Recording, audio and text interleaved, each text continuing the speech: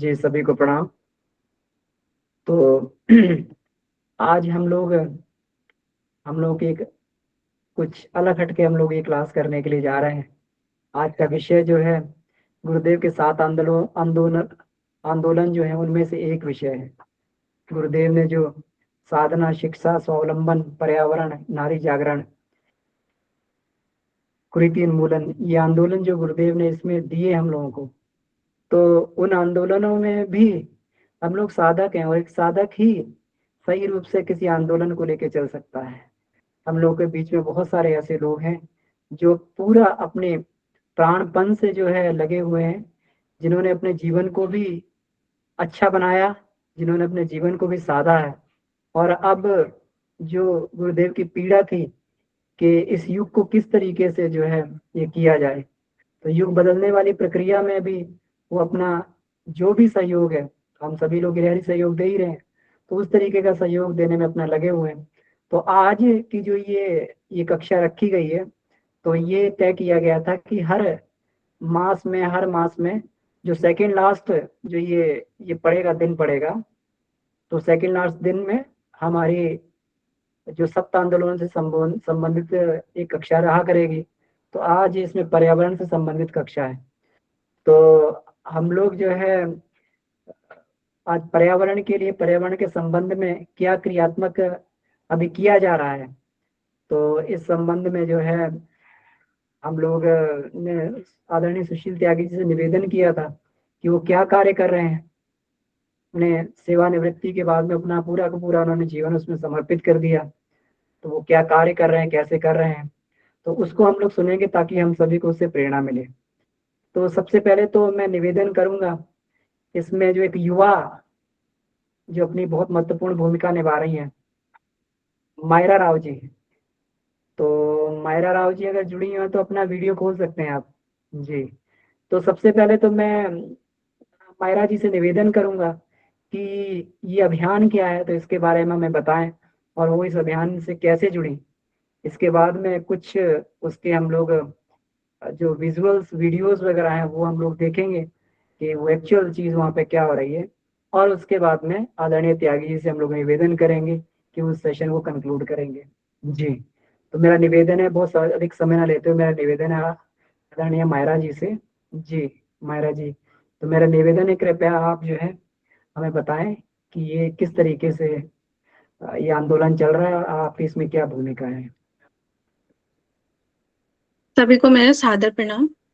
गायत्री मंत्र बोलते हुए शुरुआत करते हैं। ओम भूर्भुवस्वः तत्सवितुर्वरेण्यं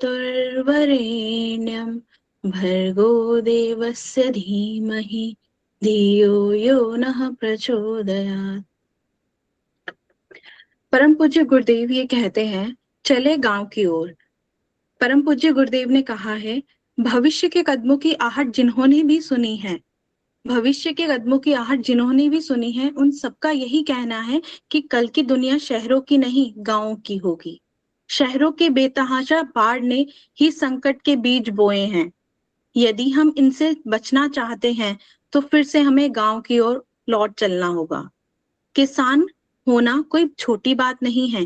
किसान है, गांव है। समृद्ध गांव विकसित होंगे, उतना ही जीवन विकसित एवं समृद्ध होगा। परम पूज्य गुरुदेव कहते हैं कि आज अगर हम पढ़ लिख रहे हैं और पढ़ लिखने के बाद अगर हम रोडों पे कचरा फेंक रहे हैं, कूड़ा फेंक रहे हैं, तो गुरुदेव ये कहते हैं आपके पढ़ने लिखने का कोई महत्व नहीं रह जाता, क्योंकि आप एक अनपढ़ से अपना कूड़ा उठवा रहे हैं। तो मेरी शुरुआत गायत्री परिवार से 2021 में हो गई थी और आदरणीय अंकल जी से मेरी मुलाकात 2021 में हो गई थी, परंतु उन टाइम उन्होंने अपना उनका मन विचार चल रहा होगा आंदोलन पे। हम पांचवे गुरुदेव के 5वें आंदोलन पे काम कर रहे हैं, जो है हमारा पर्यावरण संरक्षण। परम पूज्य गुरुदेव कहते हैं कि आज हमने अगर पर्यावरण को नहीं बचाया तो हम आने वाली पीढ़ियों को भी खो देंगे।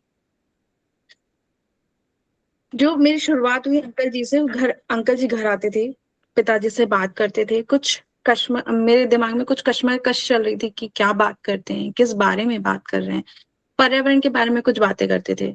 मेरे गुरुदेव से 2021 में मुलाकात हो गई थी। मुलाकात मतलब गुरुदेव ने मुझे अपने परिवार में जोड़ लिया था। धीरे धीरे मेरी गायत्री परिवार की तरफ साधना झुकाव होता गया। गायत्री माता जी को मैंने समझा, उनके उन्होंने जो स्पिरिचुअलिटी के मीनिंग्स मेरे बदले हैं, साइंटिफिक रीजंस के साथ हर एक चीज को क्लियर किया है। तो मेरा लिंक तो जुड़ गया था। धीरे धीरे मुझे ये तो था कि मुझे गुरुदेव के लिए कुछ कार्य करना है, पर ये कार्य क्या करना है, किस तरीके से इसकी शुरुआत होगी, मुझे बिल्कुल भी आइडिया नहीं था। धीरे धीरे मैं गायत्री मंत्र की माला करती गई। धीरे धीरे अपने गायत्री मंत्र की साधना बढ़ाई। मैंने गुरुदेव माता जी को बोला कि मुझे रास्ता दिखाएं। मैं जॉब पहले से कर रही थी, मैं एज ए HR वर्क कर रही थी शादी से पहले।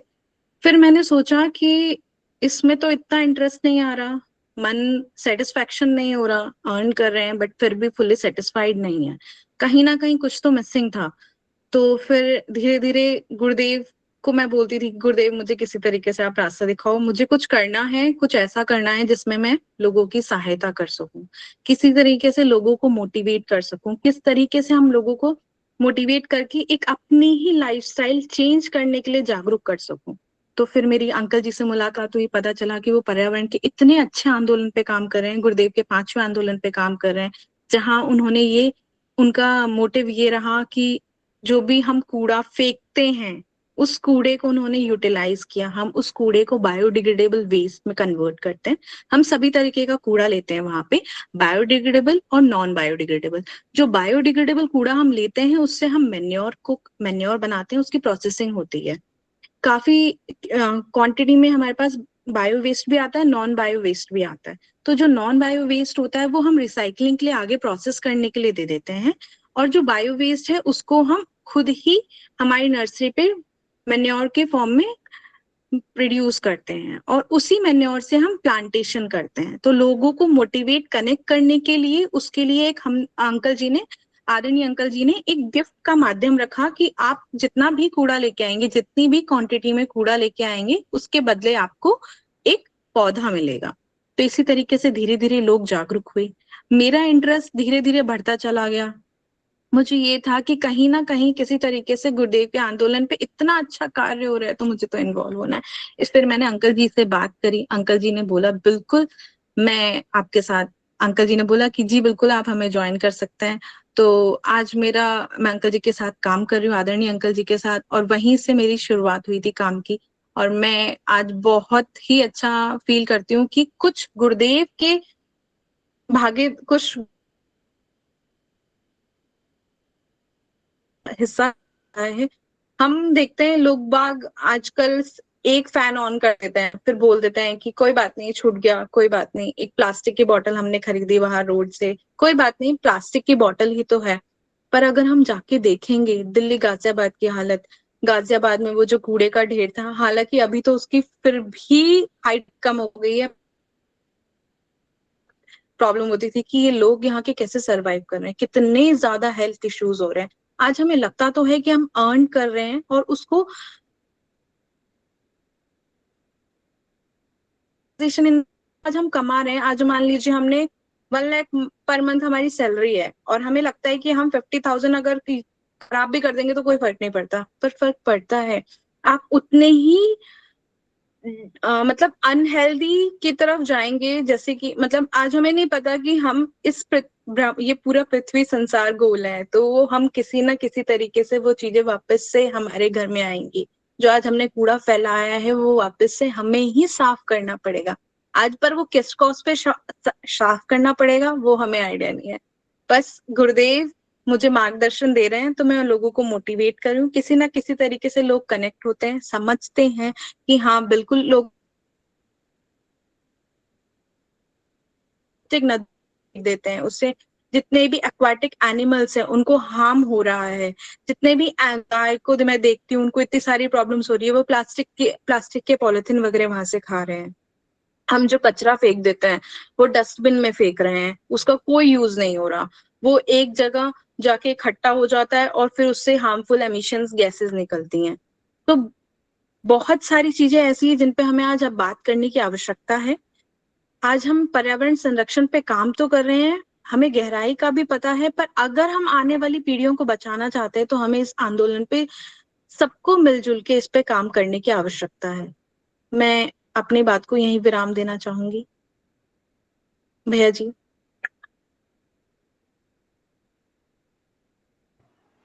जी बहुत बहुत आभार मायरा जी, आपने जिस तरीके से आपने इसको रखा है। और ये बात बिल्कुल ठीक है कि युवाओं को केवल अपने कमाई और अपने पैकेज में ही ना लग के कुछ तो थोड़ा सा प्रतिभाओं को आगे आना चाहिए।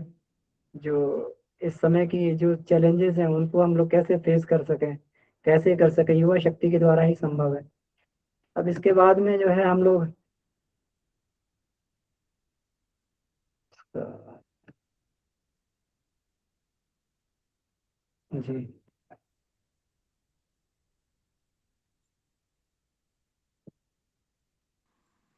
भैया आवाज कट गई है।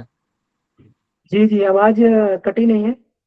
इसमें मैं चाह रहा था कि वीडियो को दिखाने के लिए अभी मायरा जी ने उस वीडियो को फॉरवर्ड किया है, तो उसको मैं इसमें ये प्ले करने की कोशिश कर रहा हूँ। थोड़ा सा इसमें तब तक कुछ व्यतिरेक आ गया है।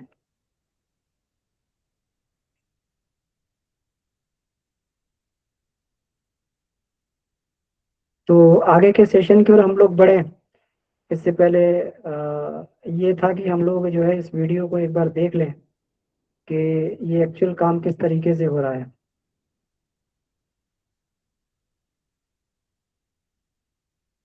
तो मैं दोबारा से ये करता हूँ, कुछ टेक्निकल फॉल्ट आ गया है इसमें। दोबारा इसको मैं करता हूँ ये यहाँ पर। हम्म,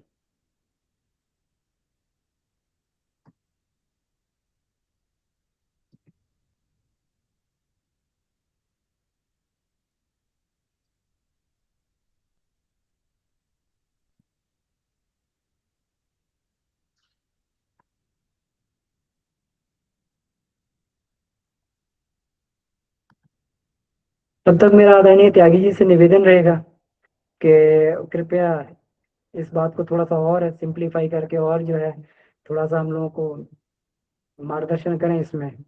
आदरणीय त्यागी जी, तब तक जो है ये वीडियो जो है ये हो जाएगा, तो हम लोग उस पर प्ले कर पाएंगे। जी आदरणीय सुशील त्यागी जी से मेरा निवेदन है, तो वो हमारा मार्गदर्शन करें इसमें कि वो क्या काम कर रहे हैं, किस तरीके से कर रहे हैं और इसमें हम लोग क्या सहयोग दे सकते हैं। तो आप अपने आप को कृपया अनम्यूट कर लें। जी हाँ, आप अनम्यूट कर लें कृपया अपने आप को।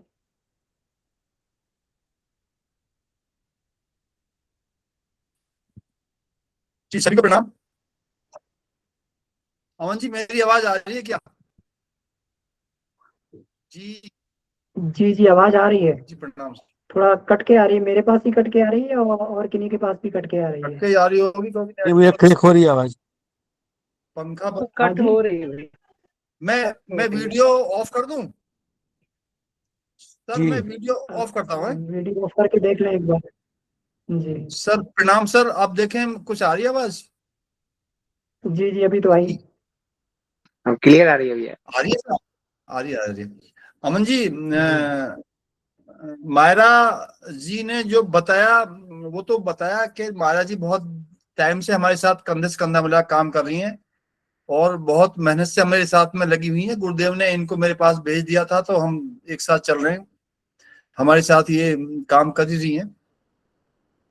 मैं जैसे भी आज वो 7 आंदोलन वाली बात है, तो 7 आंदोलन के पहले भी एक बार क्लास हो चुकी है।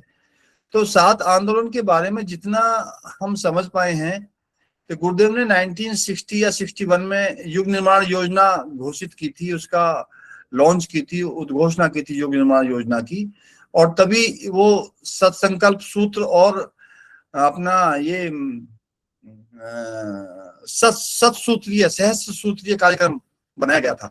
तो सहस्त्र सूत्रीय कार्यक्रम को समराइज करके 7 आंदोलन के रूप में अब हम देखते हैं, क्योंकि युग निर्माण योजना बहुत बड़ी थी, उसको पूरा करने के लिए उसी तरह का रोड मैप चाहिए था। तो बुद्ध ने सारा बिल्कुल प्रूफ, एक हमारे सामने सिलेबस, एक नक्शा, एक रोड मैप थमा दिया था हमको। तो 7 आंदोलन में सबसे पहले तो साधना को रखा गया था और साधना के बाद में फिर अपना स्वास्थ्य, स्वावलंबन, शिक्षा,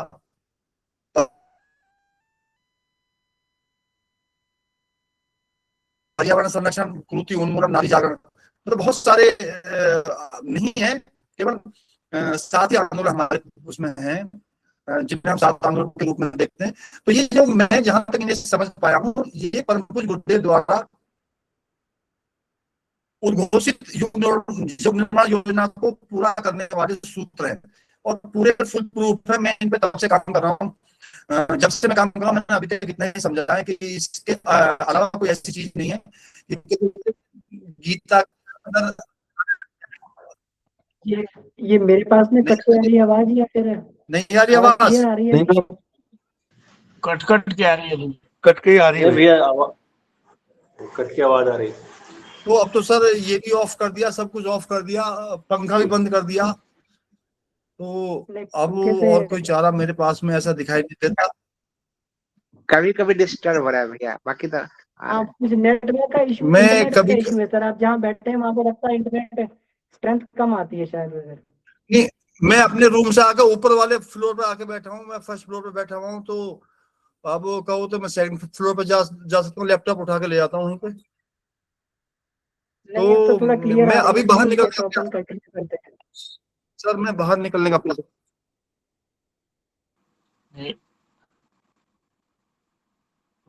सर मैं बाहर रूम में जा रहा हूँ जरा। तो सर ये जो परम पूज्य गुरुदेव ने जो ये यूनियन को पूरा करने के हमारे ये 7 आंदोलन के रूप में हमको बताई, उससे तो हमें छोटे से आंदोलन की काम करें। बाकी के जो हमारे आंदोलन है, मेरी आवाज नहीं आ रही आवाज डिस्टर्ब हो रही है, आवाज आ रही है, डिस्टर्ब हो रही है। इसको दूसरा अगर वो फोन हो तो उससे एक बार कनेक्ट करके देखा जा सकता है अपने सर फोन से एक बार। फोन तो मैं देखता हूँ सर, आपका जी जी जी, एक बार चेक करके देख आप सकते इतने हैं। मैं यहाँ तब तक ये करता हूँ, है ना? एक ठीक मिनट। है सर। आ जाए फोन पर अच्छी आती है। तुम पे नहीं आएगी, नेट से कनेक्ट करके देखो। हाँ तो अब तो मत मुझसे वो करो, मैं अपने यहाँ मौसम काफी खराब है भैया, आपके यहाँ मौसम खराब तो नहीं है? एनसीआर में तो हमेशा खराब ही रहता है सर। नहीं नहीं, ऐसा नहीं है, ऐसा नहीं है। आज कुछ हम लोग विशेष के यहाँ खराब है। भी मौसम गड़बड़ है। आंधी जी। पानी दोनों जो है लगातार बना हुआ है शाम से ही, हम अभी बारिश लोग हो के रही बिहार में भी, चंपारण में भी है जी। तो यही कारण भैया लाइट टाटा नहीं है नगर में अभी, भी बारिश और बाहर आंधी आ रही है। ये पूरा गाजियाबाद में एनसीआर में भी आंधी वगैरह आई थी क्या? जी भैया, पश्चिमी उत्तर प्रदेश, पूर्वी उत्तर प्रदेश, ये सभी का।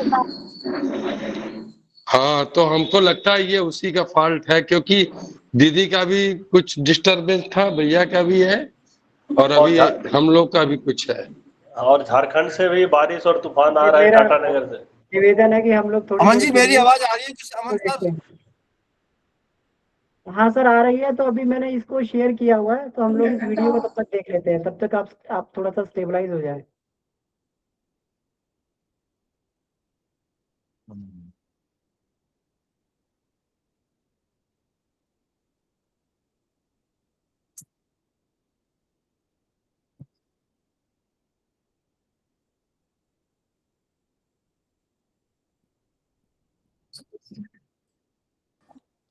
भैया आवाज नहीं आ रही है वीडियो में ना।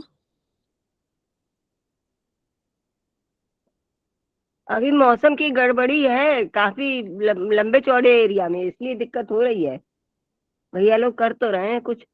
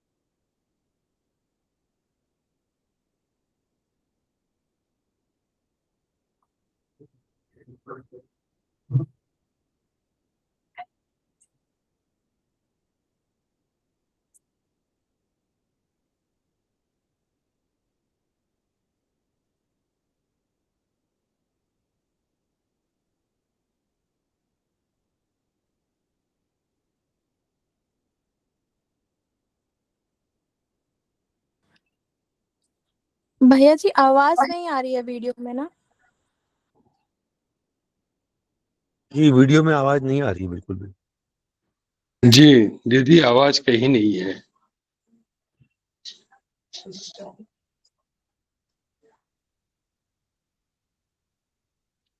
वो वीडियो के लिए होगा ना। 1 मिनट, ये कहाँ से फॉल्ट हो रहा है? इसका आवाज तो आनी चाहिए। 1 मिनट, इसमें मैं स्टॉप शेयरिंग करता हूँ पहले।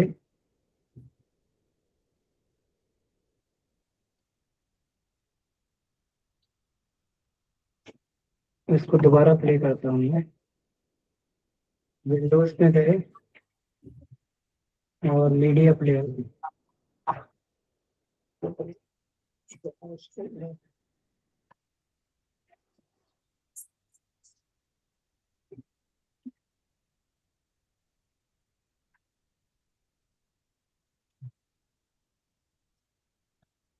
शेयर।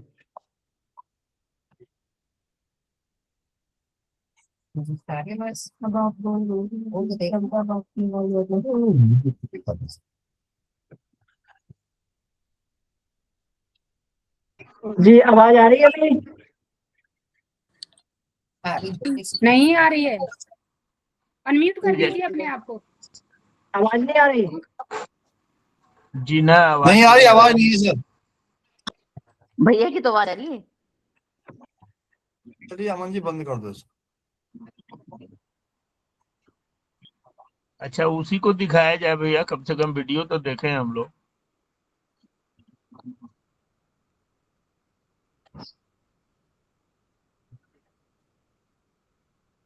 भैया नहीं तो इसको अलग से ग्रुप में डाल दीजिएगा।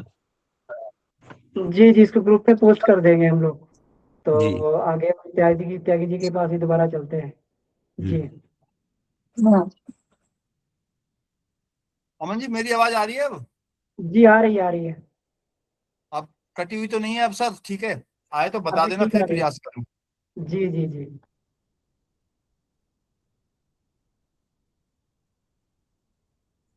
एक छोटी सी पुस्तक है, हमारे साथ आंदोलन, शांति कुंज से निकाली हुई पुस्तक है वो।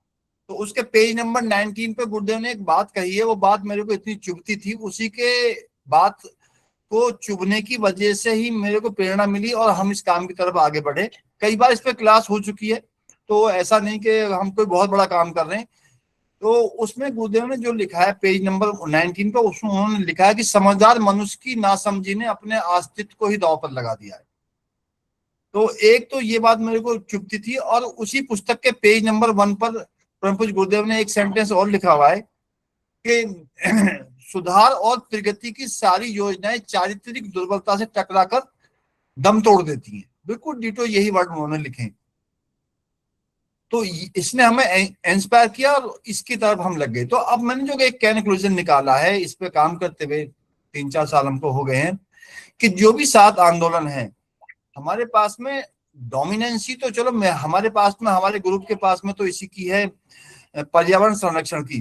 परंतु बाकी के जो 6 आंदोलन बचते हैं, हमें उन पे भी साथ साथ काम करना पड़ेगा। ऐसा नहीं कि बाकी के आंदोलनों को हम छोड़ देंगे।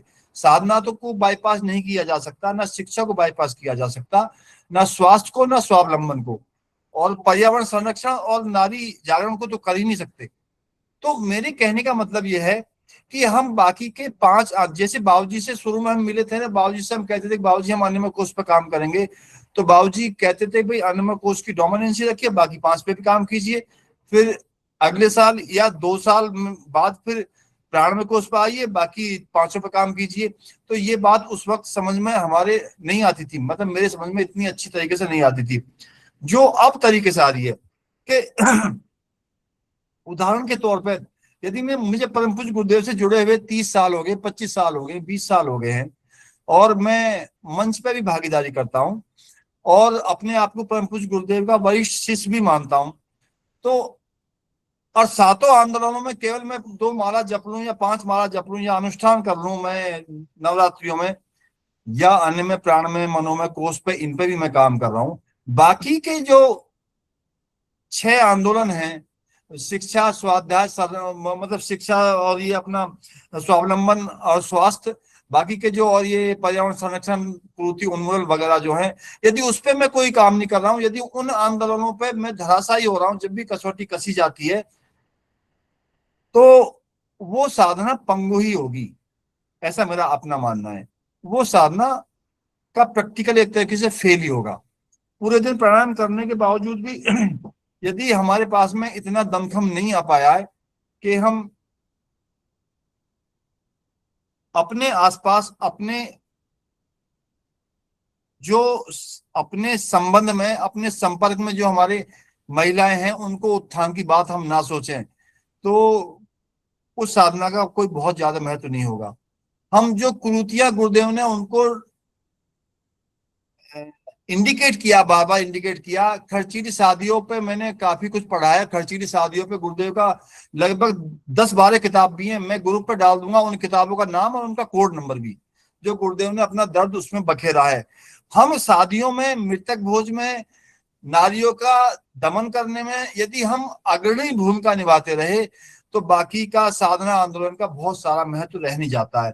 यदि हम संवेदनहीन हो गए हैं, हम शिक्षा के क्षेत्र में जो हमारे संपर्क में गरीब बच्चे हैं या जो हमसे आर्थिक रूप से कमजोर है, मानसिक रूप से कमजोर है, यदि हम उनको शिक्षा की तरफ नहीं प्रेरित कर पाए, हम उनकी सहायता नहीं कर पाए, उनके बच्चों को स्कूल तक नहीं पहुंचा पाए, तो वो बाकी साधना आंदोलन का बहुत ज्यादा महत्व रह नहीं जाता है। हाँ, कहने के लिए तो है कि मैं इतना करता हूं। यदि हम किसी आर्थिक रूप से कमजोर आदमी को स्वावलंबी नहीं बना पाए और हम खुद स्वावलंबी नहीं बन पाए, तो वो भी एक बहुत बड़ी हमारी चूक होगी। स्वास्थ्य की दृष्टि से भी बात वही है। यदि हम स्वस्थ नहीं रह पाए, तो साधना आंदोलन का बहुत बड़ा कोई वो, मतलब साधना आंदोलन में उसकी बात कह रहा हूँ जो जप तप अनुष्ठान वाली बात है, कोई रोल बहुत सारा रह नहीं जाता है मेरी अपनी दृष्टि में।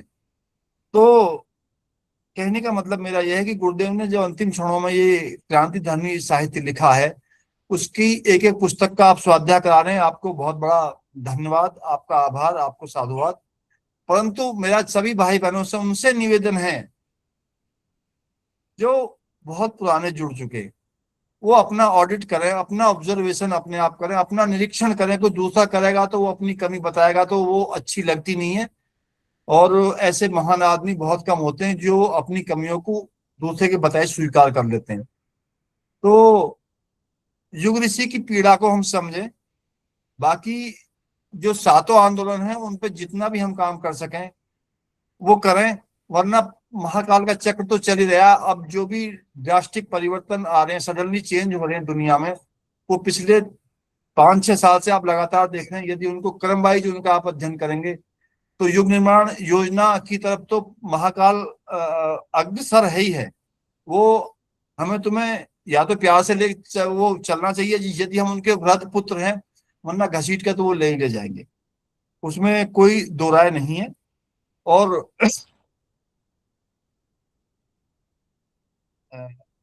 7 आंदोलन में से जो हमने ये पर्यावरण संरक्षण चुना, जब इसमें हम डीपली गए, स्टडी करते गए, तो इसमें जो वो शर्मा जी बोलते हैं जॉर्जिया से, उनकी साल में 2 क्लास होती है, मैं उनका नाम मेरे ध्यान से उतर गया उनका नाम, तो मेल से मेरी बात हुई उनसे, सत्यकाम जी जो बोलते हैं, वो जो डाटा देते हैं तो वो डाटा तो दिल हिला देता है। और वो ऐसा नहीं कि वो यूएस से कोई नकली डाटा पेश कर रहे हैं या कोई मैनिपुलेट कर रहे हैं, ऐसा भी कुछ नहीं है। उनसे मेरी बात हुई थी तो वो निश्चित है कि 10 से 15 साल के अंदर हो सकता है आदमी खत्म होने की कगार की तरफ चल दे, तो बात भी बिल्कुल ठीक है। एनसीआर दिल्ली में जहां पे हम रह रहे हैं, वहां का AQI 350-400 एक नॉर्मल बात बन गई है पिछले कई साल से। पिछले दशक से हम देखें, बारिश पड़ने के बाद भी वो AQI 200 से ही कुछ ही कम आ पाता है, बारिश के नेक्स्ट डे फिर 300 पार कर जाता है। जबकि कलकत्ता, आपका बेंगलोर, चेन्नई, इनका AQI बहुत कम है। तो ये तो हम एक छोटी सी AQI की बात की है, बाकी और भी बहुत सारे ऐसे आवाज नहीं पैरामीटर्स। आ रही है। बिल्कुल नहीं आ रही? नहीं, आवाज एकदम क्लियर है भैया, अभी नहीं एकदम भैया, clear है। आवाज क्लियर है भैया। क्लियर आ रही क्लियर है, है। आवाज आ रही है। मेरा मैं ज्यादा लंबा समय नहीं लूंगा। मेरा एक निवेदन और भी अपने सभी भाई बहनों से, जो भी मेरे गुरु भाई बहन हैं, जो हमारे बच्चे हैं, युवा एज के हैं, वो 3 काम तो करें। 3 काम ये करें कि सिंगल यूज नहीं आ रही। नहीं सिंगल यूज भैया आवाज बहुत अच्छी आ रही है, आप बोले। क्लियर आ रही है सिंगल आवाज। यूज प्लास्टिक है, जो सिंगल यूज पॉलिथीन है, उसका बहिष्कार करना ये बहुत बड़ी बात नहीं है। घर में जो यूज कपड़े, पुराने कपड़े हैं, उनका माता बहनें घर पे ही थैले बनाएं, और थैले बल्क में बनाएं, 5-10 बनाएं, ऐसा नहीं कि 1-2 बनाएं। क्योंकि नया थैला खरीद के लाएंगे आप, नया कपड़ा खरीदना पड़ेगा, उसकी डाइंग में जो टॉक्सिक पानी बनता है, टॉक्सिक वाटर बनता है, उसका ट्रीटमेंट बहुत आसान नहीं है। तो आप यहां से सोच के चलें, अपने पुराने कपड़ों का ही यूज करें, उन्हीं के थैले बनाएं, और ये कसम खा ले कि हम कोई भी कैरी बैग नहीं लाएंगे बाहर से और लेके जाएंगे। उस थैले में जो भी आप सामान लेके आए बाहर से, उस सामान को खाली करने के बाद में थैला फोल्ड करके उसको एग्जिट गेट पर रखें, या अपने व्हीकल में रखें, कार में, स्कूटर में, मोटरसाइकिल पर उसको रखें, उसके बाद में चाय पानी पिए। तो ये निभ पाएगा, वरना ये निभ नहीं पाएगा। फिर भूल जाएंगे, और फिर समझौता कर लेते हैं कि बाजार से आज तो ये नमक लाना है, आज चीनी लानी है, और ये चलो आज गलती से कल नहीं लाएंगे। जो गलती से पॉलीथीन आ भी गया है, उसको आप घर पे इकट्ठा कीजिए, किसी नगर निगम की गाड़ी को मत दीजिए। उस पॉलीथीन को 100% कोई ना कोई आपके आसपास स्क्रैप वेंडर होगा जो पॉलीथीन को डील कर रहा होगा। 2 महीने, 4 महीने, 5 महीने में आपको मिल जाएगा वो, आप उसको दीजिए, वो उसको रिसाइकलर तक पहुंचा देगा। रिसाइकलिंग जो है वो समाधान नहीं है, रिसाइकलिंग हमारी मजबूरी है। रिसाइकलिंग नहीं करेंगे तो वो फिजिकल इतना ढेर लग जाएगा सॉलिड वेस्ट का कि हमारे लिए फिर एक आफत खड़ी हो जाएगी। तो रिसाइकिल में भी एनर्जी वेस्ट हो रही है हमारी, रिसाइकिल में हीट जनरेट हो रही है, पॉल्यूशन भी फैल रहा है, पर मजबूरी है रिसाइकिल। दूसरी बात, जो हमारी एक पॉलिसी हमने अडॉप्ट की हुई है कथित जो मॉडर्न समाज में, कि उसमें हम भी, हमारे भाई बहन भी इन्वॉल्व हैं, कि डिस्पोजल कल्चर का पूर्णतः बहिष्कार कीजिए। जितना आप कर सकते हो घर में अपने परमानेंट बर्तनों का प्रयोग कीजिए। डिस्पोजल कल्चर एक बहुत बड़ा एक कॉज है पॉल्यूशन फैलाने का। जितना हो सकता है, यदि 10-20 आदमियों की घर पे गैदरिंग है तो पड़ोस से मांग के ला सकते हैं गिलास। पहले हमारे गांव में ऐसे ही करते थे हम। जब से ये शहर में आगे, चकाचौंध में आए, तो वो पड़ोस से मांगना बंद कर दिया। या अपनी कैपेसिटी ऐसी हो कि हम एक बर्तन बैंक खोल लें छोटा सा, और आस पड़ोस को भी हम उनको प्रेरित करें कि भाई यदि आपके यहाँ कोई मेहमान आए, कोई गैदरिंग हो 15, 20, 30, 40 आदमियों की, तो आप हमारे यहाँ से बर्तन लेके जाएं, अब वापस कर जाए हमको धोने के धूके। तो ये डिस्पोजल कल्चर का हम जितना बहिष्कार करेंगे उतना हमारा धरती माँ पे एक बहुत बड़ा उपकार होगा। वेस्ट वाटर, जो भी वेस्ट वाटर आरओ का निकलता है, उसकी सिंगल ड्रॉप वेस्ट न जानी चाहिए। उसको हम टॉयलेट में यूज करें, टॉयलेट यूज करने के बाद में सिस्टम ना चलाएं और हम उसको बाल्टी भर कर डालें। हम यदि 500 से कम TDI ऐसे पौधों में यूज कर सकते हैं, उसको कपड़े धो सकते हैं, फर्श धो सकते हैं। जिनके यहाँ डेजर्ट कूलर है उसमें यूज किया जा सकता है। 100% आप सोच लें पानी नहीं मिलेगा अगली पीढ़ियों के लिए। और यदि हम पानी, एक बाल्टी पानी में हम स्नान करते हैं, तो कम से कम 1 लीटर तो कम करें उसमें आज के बाद में, इतना जरूर सोच ले। परम पूज्य गुरुदेव की वो पीड़ा ध्यान रखें कि ना समझ मनुष्य की, समझदार मनुष्यों की ना समझी ने अपने अस्तित्व को दांव पर लगा दिया है। कभी एक कालिदास रहा होगा, आज के डेट में हम सभी कालिदास हैं, उसी डाली को डेली काट रहे हैं जिस पे बैठे हुए हैं। नेक्स्ट, मैं बहुत लंबी चौड़ी वो नहीं बताऊंगा शर्तें। आप यदि जो भी व्हीकल यूज कर रहे हैं, घर के अंदर कार, मोटरसाइकिल है, ट्रैक्टर है, कोई भी ट्रक है, उसका PUC पुलिस से बचने के लिए नहीं, उसका PUC अगली पीढ़ियों के लिए, हवा साफ करने के लिए हमेशा अपडेट रखें। और यदि व्हीकल का प्रयोग वॉकिंग डिस्टेंस पे आप कोई सामान लाना तो देखें, पैदल जाएं, साइकिल का यूज करें, व्हीकल का ना यूज करें। और जो मैंने रिसोर्स डिप्लीशन की बात बताई थी, अभी पानी संरक्षण की जो बात बताई थी, पानी संरक्षण के साथ साथ में हमको हवा का संरक्षण की बात तो इसके थ्रू हो ही गई, इसके थ्रू पीयूसी सर्टिफिकेट के थ्रू। यदि हमारे पास कंस्ट्रक्शन हो रहा है, कंस्ट्रक्शन हम कर रहे हैं, तो देखें जो भी पैरामीटर्स पॉल्यूशन डिपार्टमेंट ने दिए हैं उनको ध्यान रखें, क्योंकि एनसीआर के अंदर जो एक्यूआई बढ़ रहा है वो केवल कंस्ट्रक्शन की वजह से बढ़ रहा है। इतना कंस्ट्रक्शन हो रहा है कि उसको बड़ी बड़ी कंपनियां उसके पैरामीटर फॉलो कर नहीं पाती हैं और वो एक्यूआई बढ़ता चला जाता है। तो मैंने निवेदन किया था कि जितने भी गायत्री परिवार के आदमी हैं या जो आज मेरी बात को सुनने, मेरा उनसे निवेदन है, मेरा करबद्ध प्रार्थना है, उनसे हम्बल रिक्वेस्ट है कि डिस्पोजल कल्चर का बहिष्कार करें, सिंगल यूज प्लास्टिक का बहिष्कार करें, पॉलीथीन का, और रिसोर्स डिप्रेशन पे पानी पे काम करें, और इस पे पीयूसी पे काम करें। और भी कोई एक्टिविटी यदि आपकी ऐसी है कि जो हवा को पॉल्यूटेड कर रही है, उस पे आप काम करें। सोचें, ये धरती इतना लोड नहीं ले पाएगी। धरती से जितनी हमारी अपेक्षा है, जितने आदमियों के लिए हम लग्जरी जीवन चाहते हैं, वो धरती पे एग्जिस्टिंग जितने भी स्रोत हैं वो भी पूरा नहीं कर पाएंगे। और अब तो मारामारी मची हुई है दुनिया में। तो हम उपयोग वाली जो परम पूज्य गुरुदेव ने इसमें पुस्तक में लिखा भी है कि उपयोग वाली मानसिकता में आए, हम उपभोग वाली में ना आए। यदि उपभोग करेंगे तो उपभोग तो आज तक किसी का पूरा ही नहीं हुआ है। तो यदि हम इन पैरामीटर्स पे अपने आप को स्वयं निरीक्षण करें और ऑडिट करें अपना खुद, यदि हमारी कोई कमी है तो उससे हम पूरा करें। तो मेरा व्यक्तिगत दृष्टिकोण यह है कि इसके बगैर साधना आंदोलन पंगु है। वो ऐसे समझो कि जैसे कोई क्रिकेट का गेम हो रहा हो, बहुत अच्छा बैट्समैन बहुत अच्छी सेंचुरी मार दे, सिक्सर मार दे खूब सारे, उसके बाद भी मैच हार जाए टीम।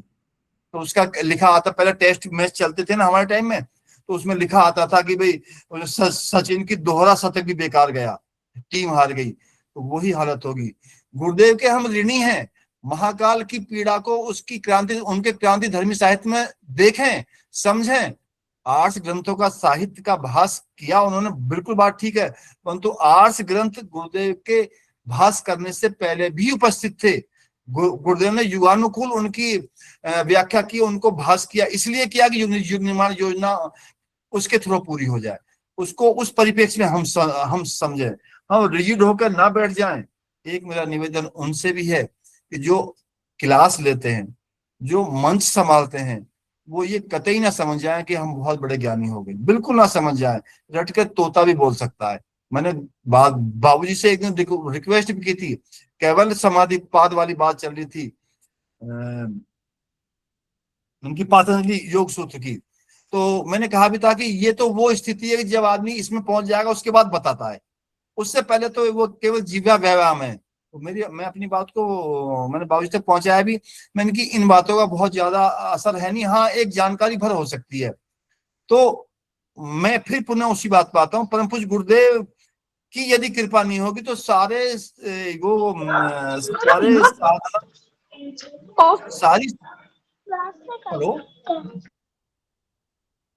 साधना का जो प्रोसेस है हमारा बहुत ज्यादा दूर तक चल नहीं पाएगा, क्योंकि इतने भगवान की कृपा नहीं है, गुरु कृपा नहीं है। उसमें बाद में एक कैटलिस्ट जुड़ा होता है साधना में, कि इतना सब कुछ होने के बाद भी यदि उसकी कृपा नहीं है तो हम आगे नहीं बढ़ पाएंगे। और परम पूज्य गुरुदेव की जो वीडियो है उनको देखें, ओरिजिनल वीडियो जो है देखें, उनकी पीड़ा को हम समझे। उन्होंने कहीं बहुत ज्यादा साधना पर नहीं बोला है। परम पूज्य गुरुदेव ने लिखा तो है साधना का इतना बड़ा आंदोलन, मतलब इतना बड़ा एक पुस्तकों का एक भंडार तो है, परंतु जो ज्यादातर उनकी वीडियो मिलती हैं वो ज्यादातर बोले पीड़ा पे ही है, समाज की पीड़ा पे। इन 7 आंदोलनों में समेट दिया उन्होंने। तो मेरा 8-10 हो गए, मेरी हम्बल रिक्वेस्ट, मेरा सबसे निवेदन है कि हम ये छोटी छोटी बातों पर भी यदि हम ध्यान देंगे, हम गाड़ी ना धोएं पानी से। एनसीआर में बहुत बड़ा जल संकट है, हम फर्श ना धोएं पानी से। हम एक एक ड्रॉप के लिए टेम्परेचर 46-47 को कवर कर रहा है। प्रेडिक्शन है इसकी मीडिया की कि टेम्परेचर 50 को क्रॉस कर सकता है मई में। आप सोचो तो सही कि 50 को क्रॉस करने के बाद में जो हम, मेरे पास में नर्सरी पे लगभग 50,000 पौधे हैं जो पॉलीथीन के अंदर, गमले के अंदर है। उनमें 3-3 टाइम वाटरिंग कर रहे हैं, जनरेटर बोल जाता है उसको, चलते चलते हीट अप हो जाता है, हम उसको फेजेस में चला रहे हैं। 3 टाइम पानी देने के बाद भी पौधे मर रहे हैं। ये हमारी अपनी देन है। गर्मी जो आ रही है, ये जलवायु परिवर्तन। आज भी मैं एक पढ़ रहा था नेट पे, हमने बहुत बहुत बड़ी गलतियां की हैं जो हमें अब ये उसके हमें भोगना पड़ेगा। तो आगे कोई गलती ऐसी ना करे जो अगली वाली पीढ़ियां उसको ज्यादा भोगे। तो मैं अपनी बात को यहीं विराम दूंगा। किसी को थोड़ा बहुत भी कोई मेरे से जिज्ञासा है, क्वेश्चन पूछ सकता है, तो मुझे बड़ी खुशी होगी कि लोगों एक इंटरेक्टिव सेशन हो जाएगा। वरना मैं कह के चला जाऊंगा, आप सुन के चले जाएंगे, उसका कोई बहुत ज्यादा फायदा मेरे को लगता नहीं है। जी प्रणाम, धन्यवाद अमन जी।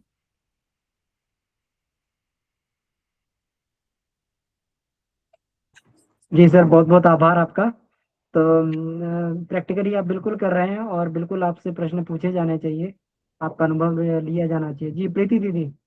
हाँ भैया, सबको प्रणाम। जैसे मन परेशान हो जाता है ऐसे सुनते हैं तो, और कि भैया बस हमको ये प्रोसेस नहीं पता है कि कैसे, या विधि नहीं पता है कैसे करें। कि मान लीजिए हम आजमगढ़ जैसे हैं या लखनऊ में जा रह रहे हैं, तो इस कैसे हम इन लोगों से जुड़ सकते हैं ताकि जो पर्यावरण के लिए काम कर सकें। दीदी ये जो मैंने पैरामीटर बताए, आज के बाद में आप सिंगल यूज प्लास्टिक मत लाइए। जो कैरी बैग लाते हैं, केले खरीद के ला रहे हैं, सब्जी ला रहे हैं, पॉलिथीन में रख कर ला रहे हैं, मत लाइए। घर से थैला लेके जाइए, हमेशा आपके बगल में थैला होना चाहिए। भैया वो बहुत दिन से मैं कर रही हूँ, एक बूंद भी पानी वेस्ट नहीं होता है, एक भी पॉलिथीन घर पे वैसी नहीं आती है। और जहाँ भी जाते हैं किसी कार्यक्रम में, अक्सर ये गुरुदेव के संस्कारों में, चाहे मतलब जो सबसे पहली बात ये कहते हैं कि आधा बच्चों से कहते हैं कि आधा ग्लास जल लें, जितना पीना हो उतना लें, वेस्ट मत करें उसको। और पॉलिथीन हमेशा करते हैं भैया। लखनऊ अगर अगर कुछ दिन में भी अगर कोई हम लोग को संपर्क मिले तो ताकि जोड़ के जन जन में आदमी हफ्ते में कम से कम 2 घंटा भी जाए तो शायद कुछ बता सके।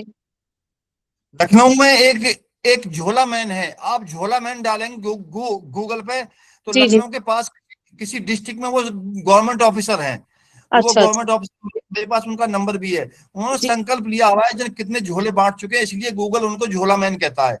अच्छा वो लखनऊ रेडियो पे भी काफी आते हैं, उनके काफी कार्यक्रम आते हैं। तो आप उनसे फोन पे बात कर लेंगे तो वो भी आपको कुछ समझा देंगे। वो ठीक बहुत बड़ा काम कर रहे हैं ठीक है। जैसा पर्यावरण। कोई कांटेक्ट नंबर या जो भी होगा तो आप जैसा दे दीजिएगा भैया। मैं ग्रुप पर शेयर कर दूंगा। वो गायत्री परिवार जुड़े हुए नहीं है, परंतु जी। वो मेरे इस आंदोलन को सुनकर मुझसे मिलने आ चुके हैं 2 बार यहाँ गाजियाबाद। तो वो तो वैसे ही जुड़ गए गुरुदेव के, तो हम उनसे संपर्क कर लेंगे भैया लखनऊ में। हाँ, आप उनसे संपर्क कर लें। दूसरी बात यह कि जो आप इतना काम कर रही हैं, तो हमसे, हमारी टीम से तो आप जुड़ चुकी हैं। आप प्रेरित करें पड़ोसियों को, आप सबको बताएं। जी जी, हमेशा यही प्रयास रहता है भैया। धरती हम सबकी माँ है, इसको हम सब मिलकर ही बचाएंगे। कोई एक विशेष से बात ज्यादा बनने वाली नहीं है, परंतु एकदम नहीं। शुरुआत एक से ही होगी।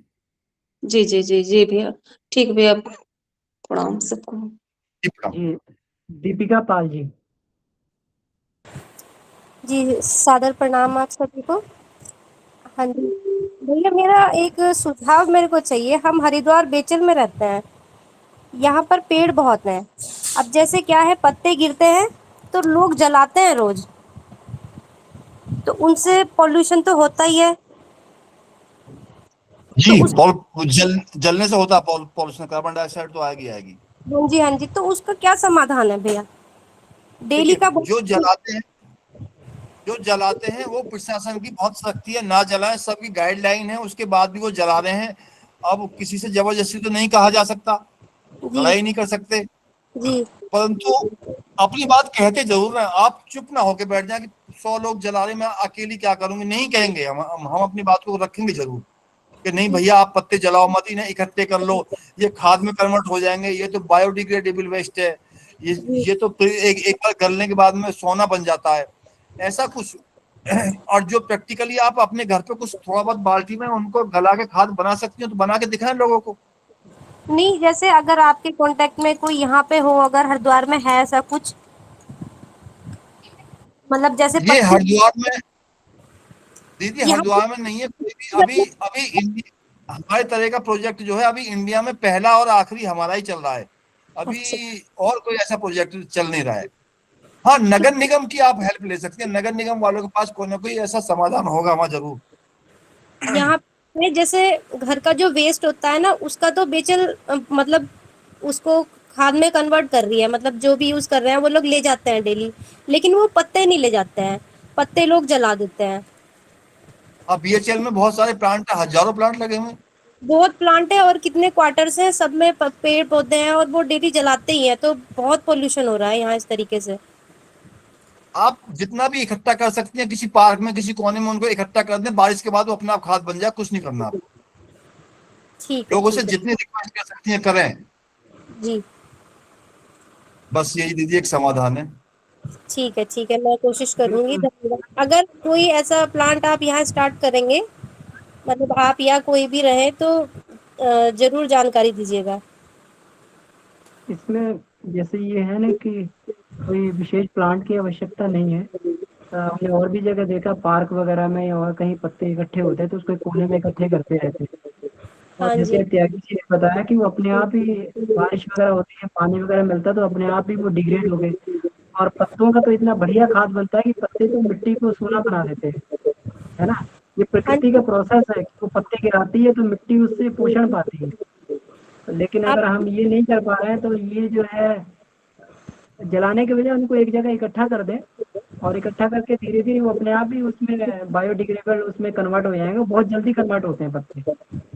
हाँ जी, ये तो है सर। जैसे मतलब हवा चलती है, वो उड़ के घर में आते हैं ना, तो लोग साफ सफाई की वजह से सोचते हैं कि घर में ही आएंगे, इनको जला ही दो।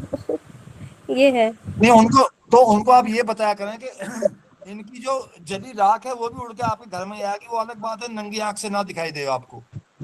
हाँ जी, ये भी है। देखिए दीपिका जी, आप एक बात ये समझ लें कि यदि आप रोड पर जा रही हैं, पैदल जा रही हैं, आप व्हीकल से जा रही हैं, रोड पे कोई प्लास्टिक पड़ा हुआ है, उस पर सनलाइट पड़ रही है और पानी पड़ रहा है उस पर, ओस से पानी ओस से भी आएगा, बारिश से भी आएगा, तो वो नाक के थ्रू आप उसे इनहेल कर रही है। माइक्रो प्लास्टिक हमारी सभी की बॉडी में आ चुका है। माइक्रो प्लास्टिक आज के डेट में जो न्यूली बॉर्न बेबी है उसके पेट में, उसके ब्रेन में, सब में पाया जाता है। जो माताएं फीडिंग कर रही हैं न्यूली बॉर्न को, उनके दूध के अंदर माइक्रो प्लास्टिक है। तो आप वो स्थिति बहुत ज्यादा गंभीर है, थोड़ी बहुत गंभीर नहीं है। तो इसलिए जो प्लास्टिक हम बहुत से फेंक देते हैं इधर उधर कतई ना फेंके। जो हमारे पत्ते हैं, पत्ते से जला हुआ धुआं नुकसान तो देगा, परंतु यदि हम पॉल्यूशन मतलब यदि हम कंपेरेटिवली स्टडी करें तो जो ये जो प्लास्टिक है पॉलीथीन वाला या कोई भी प्लास्टिक है, वो हमें ज्यादा हार्मफुल है in comparison of dead leaves. धन्यवाद भैया। आगे प्रेमलता दीदी, आपका हैंड रेज है जी। समय बहुत कम बचा है हमारे पास, 10 मिनट बचा है, तो हम शीघ्रता से अपनी बात करते जाएंगे। सभी को सादर प्रणाम, धन्यवाद। मैं 2 लाइन बोलना चाहूंगी। मैं पानी को तो मैं भी वेस्ट नहीं करती हूँ, और यहाँ तक कि वॉशिंग मशीन में डबल डेकर वाला है तो मैं लास्ट वाला पानी रख देती हूँ, उसको रहने देती हूँ और कहीं कहीं यूज कर लेती हूँ कुछ कुछ में।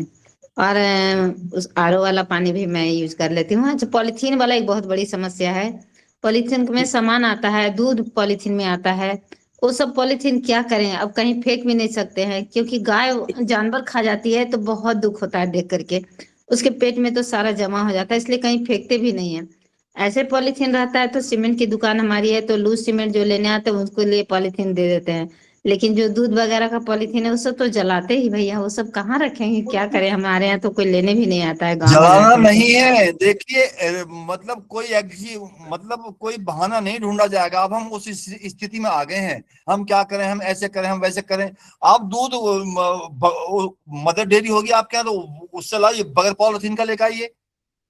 और दूसरी बात है कि यदि पॉलिथीन घर में आ गई है तो उसको धो के सुखा के कट्टे में रखिए।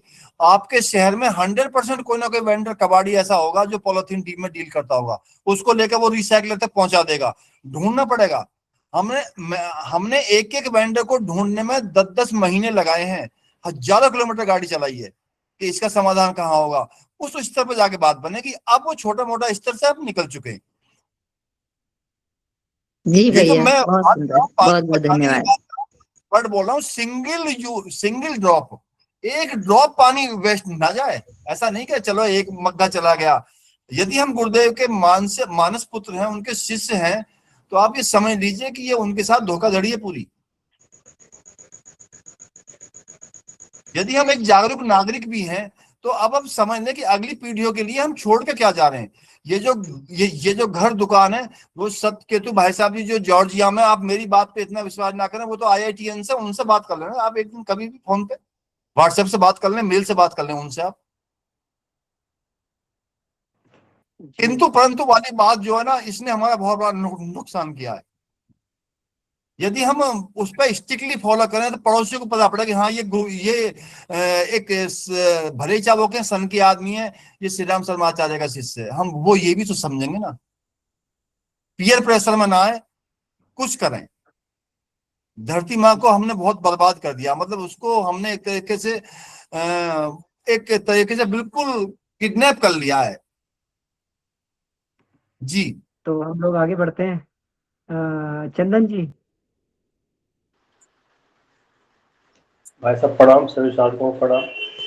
भैया ये दो काम, जैसे दूध वाला और ये प्लास्टिक वाला, तो आपको पहले भी चर्चा हम लोग किए थे कि बड़ा बड़ा कंपनी अपने कॉलोनी में भी इसको लगा रही है। जैसे कि आप बताए थे ना कि लॉकडाउन में गीला कचरा और ये सब हो रहा था, लेकिन वो हुआ था, 3-3 डब्बा रखा गया था, लेकिन उसको हम लोग जैसे लोग उसको केयर नहीं कर पाए, और बोलते हैं कि ये काम एक एक्स्ट्रा काम बन, इस सबको यही बताता था ये JSW स्टील को क्या पड़ा है, ये एक अलग से एक्स्ट्रा काम दे रहा है।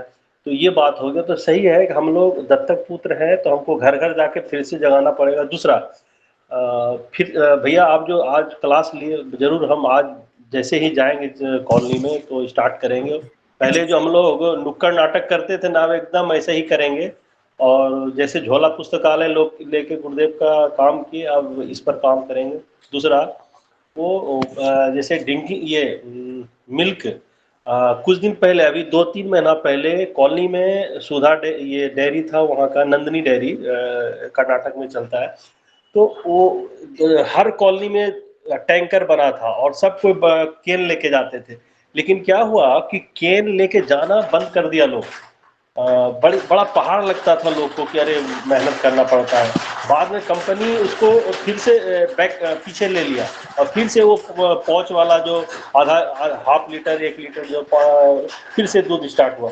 तो बड़े बड़े बिजनेसमैन भी चाहता है, लेकिन हम नहीं चल पाने के कारण वो फिर पीछे हो जाता है। तो कहने मतलब यही है भैया कि हमारे जैसे आपके जैसे लोग एकदम शपथ ले करके भी इसको 2 घंटा काम या 1 घंटा काम नुक्कड़ नाटक जैसा या घूम करना ही पड़ेगा। तो वास्तविक बात तो सही है कि ये पृथ्वी को हम लोग नहीं बचा पाएंगे और कुछ चारा नहीं। धन्यवाद भैया। मैं निवेदन करता हूँ कि यहाँ से जाते ही, अभी तो छुट्टी में हूँ, जाते ही काम प्रारंभ करेंगे और सपोर्ट करेंगे। धन्यवाद।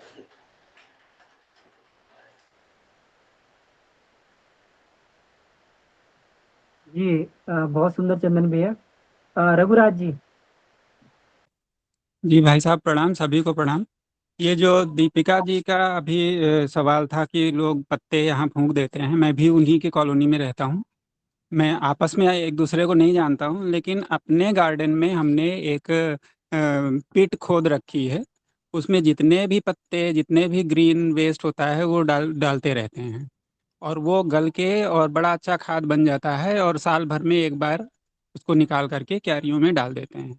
तो इस तरह से जो लोग फूकते हैं उनको प्रेरणा दे सकती हैं, दिया जा सकता है, मतलब यही कहना था सर। जी प्रणाम।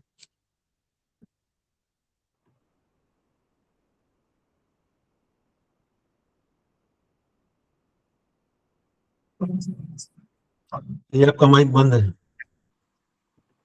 जी जी जी क्षमा करें।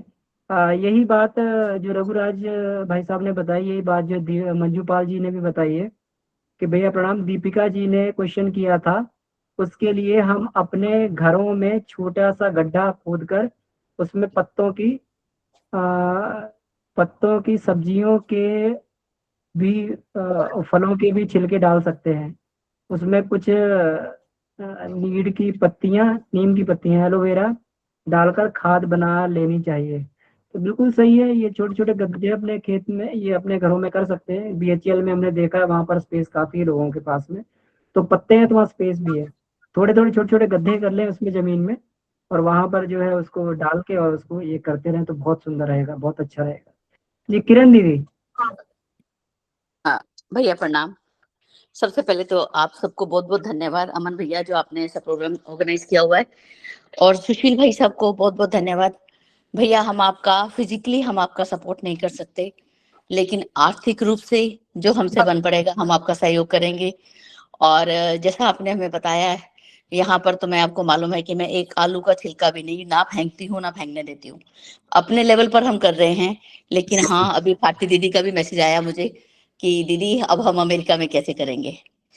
तो बस एक छोटी सी रिक्वेस्ट है सुशील भैया आपसे कि अगर आप मुझे वो लिस्ट अवेलेबल करवा दें कि सिंसिनाटी में हमारे गायत्री परिवार के लोग कितने हैं, अगर मुझे ऐसी टीम मिल जाए, और भारती दी तो हमारा साथ है ही है लेकिन दूर हैं काफी हमसे, तो हम लोग इस काम को और गति दे सकते हैं। अपने लेवल पर तो हमने कोई कसर नहीं छोड़ी भैया, अपने लेवल पर हम कर रहे हैं।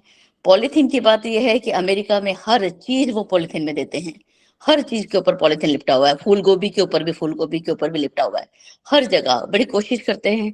लेकिन पॉलीथीन से ऐसा बोल ही नहीं सकती कि भैया हमने अभी निजात पाली है। और अमेरिका तो दूसरी जगह जाके डंप कर देता है कचरा, उनको तो फर्क नहीं पड़ता, यहाँ पर तो दिखता नहीं है। तो समस्या तो बहुत बड़ी है, और आप जो कर रहे हैं, हम आपका आर्थिक रूप से भी मैं बहन भाइयों से अनुरोध करूंगी कि भैया को हम थोड़ा बहुत 10 पैसे भी अगर हम लोग भैया को दे दें, मुझे ऐसा लगता है भाई सबको हम दे दें, उनको नहीं चाहिए, मुझे पक्का पता है उनको नहीं चाहिए, लेकिन हमारी ओर से कोई सहयोग की कमी ना रहे कि हम भैया को सहयोग कर दें और इस आंदोलन में हम पूर्ण रूपेण भाग लें इसके अंदर, अपने लेवल पर भी और सामाजिक के लेवल पर भी। जी भैया, और खाद तो बहुत सरल है, थोड़ा सा कचरा पत्ते डाले, फल सब्जियां डाली, ऊपर मिट्टी डाल दी, फिर फल सब्जियां डाली, ऊपर फिर मिट्टी डाल दी, वो अपने आप गलती रहती हैं। और जब आप निकालेंगे थोड़ी सी बदबू आती है, तो वो बदबू तो अच्छी है ना, उस बदबू से खेलना तो बहुत अच्छी बात है। हाथ में ग्लव्स पहन लीजिए, और ग्लव्स को संभाल के रखिए, और उसको कुछ बांध लीजिए, ज्यादा है तो आपको बस, तो उसको उसे खेलिए, उसको खुला छोड़ दीजिए। चिड़िया आती हैं, उसमें से कीड़े बीन बीन के खा जाती हैं। हम वातावरण को, उनको भी तो भोजन दे रहे हैं।